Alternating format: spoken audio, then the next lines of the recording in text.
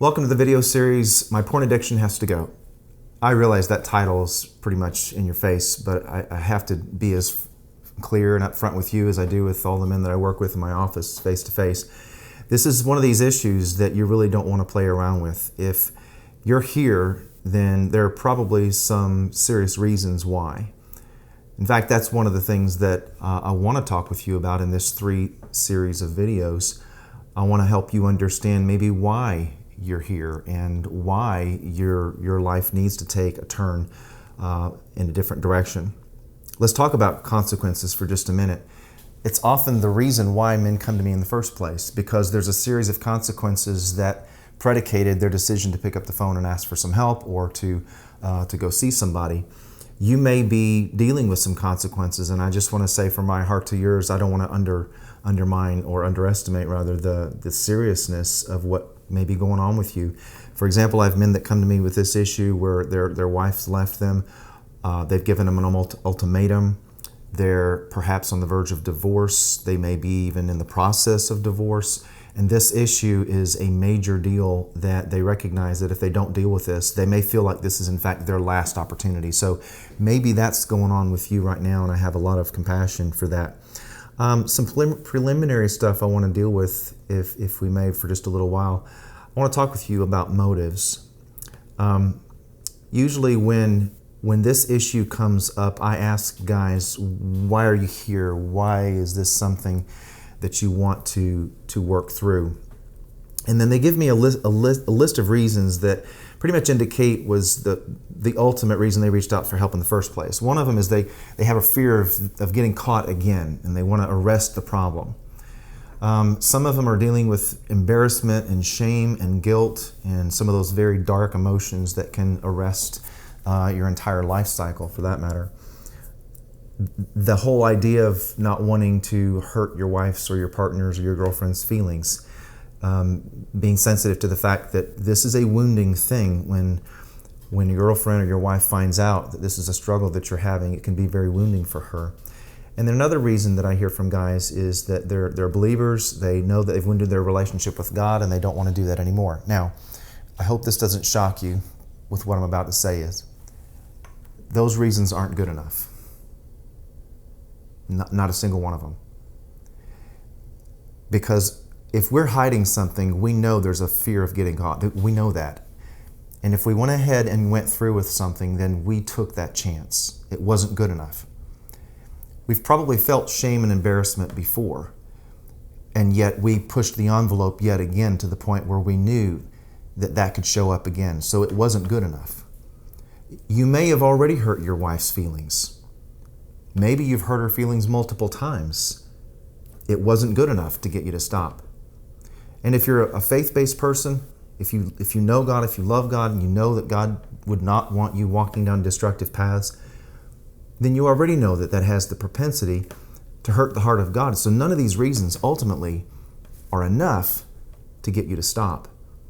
In other words, you have to have a bigger why.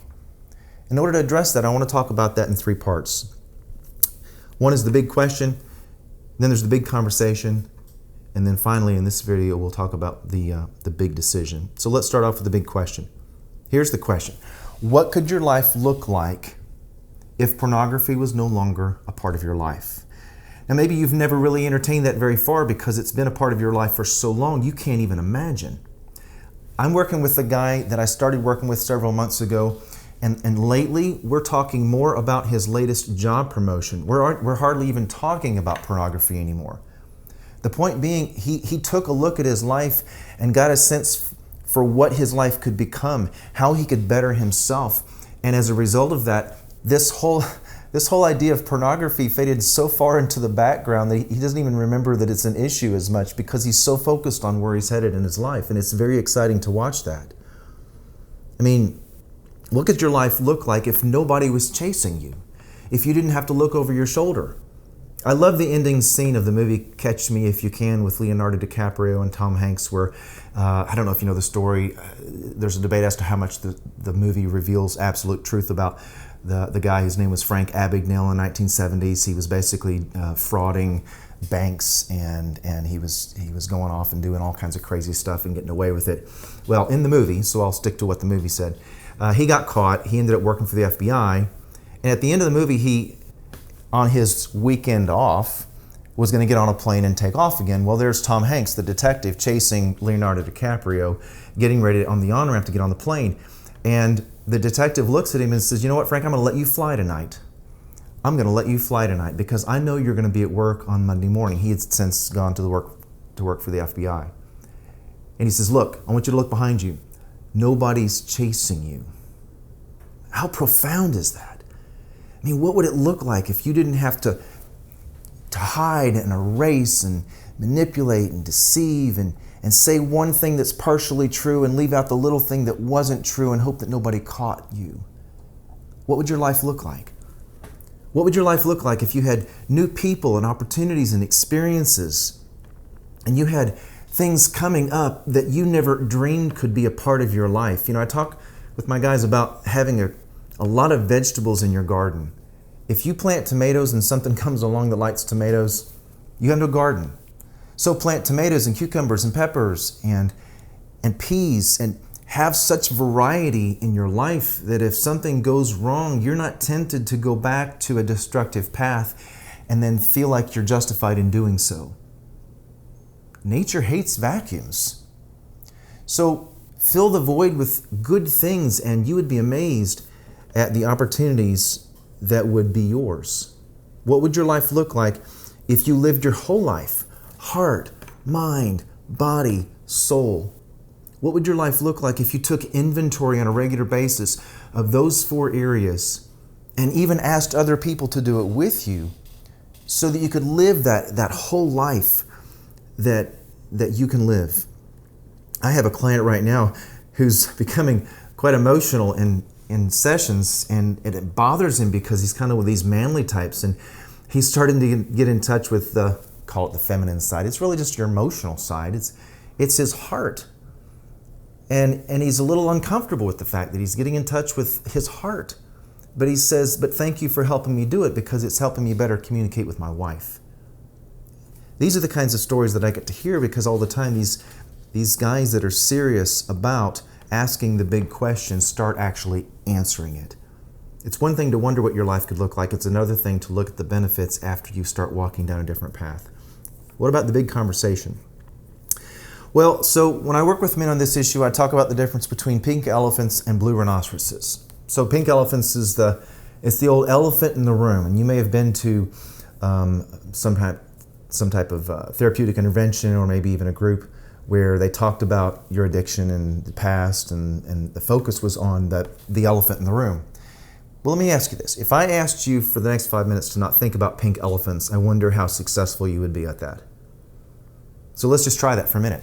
So I don't want you to think about a pink elephant at all, right? And while I'm not talking about pink elephants, I'm wondering are you thinking about pink elephants? Are you thinking about them? Well, the answer is yes, because that's all I'm talking about.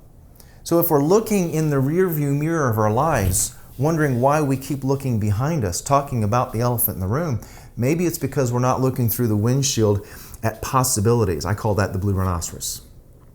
It's the difference between where you were and where you want to be. Listen to this. Where you direct your attention is where you will place your energy. It's just true. So if you start focusing in the windshield of your life on the possibilities of where your life could be, you start having that conversation, not just with yourself, but with other people about the blue rhinoceroses in your life and the things that you could actually accomplish. Here's what I want you to do. I want you to act as if your addiction is no longer going to be a threat to you. Just start acting that way.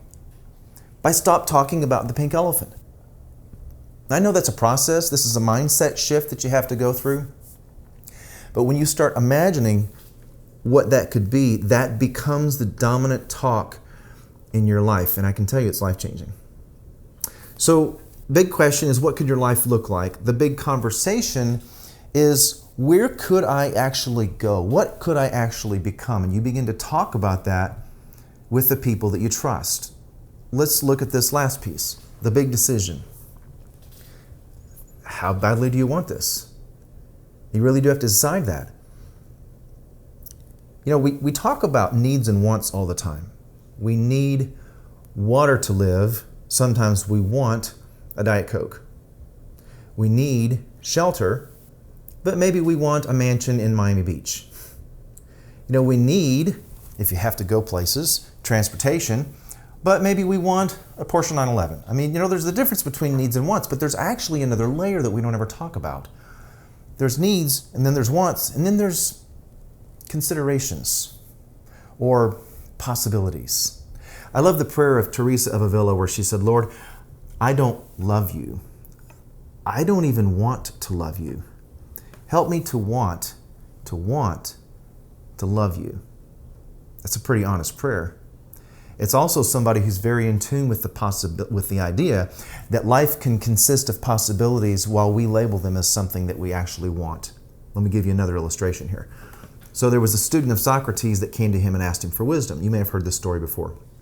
And so he took him to a body of water, and he held him under the water for a minute, and then well, not quite a minute, but for a little while, and then he let him back up again. He says, what do you want? And the student says, I want wisdom.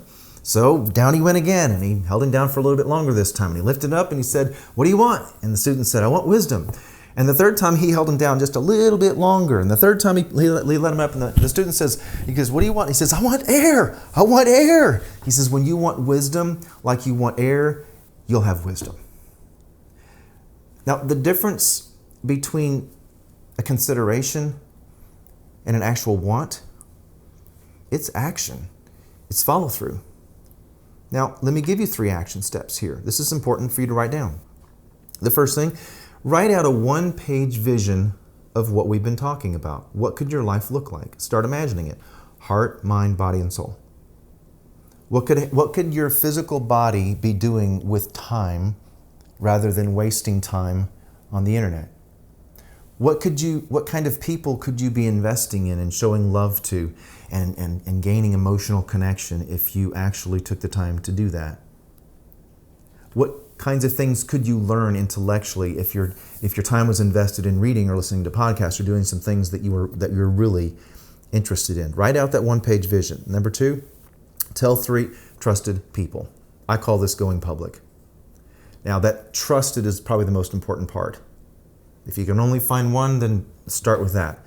But go public with people that you can trust with the fact that you're making a change in your life and that you're serious about making that change to the extent where you're willing to let people know that this is something that you're doing, all right? Number 3, then start every day by going over that vision and reminding yourself of it and maybe even changing it a little bit as needed.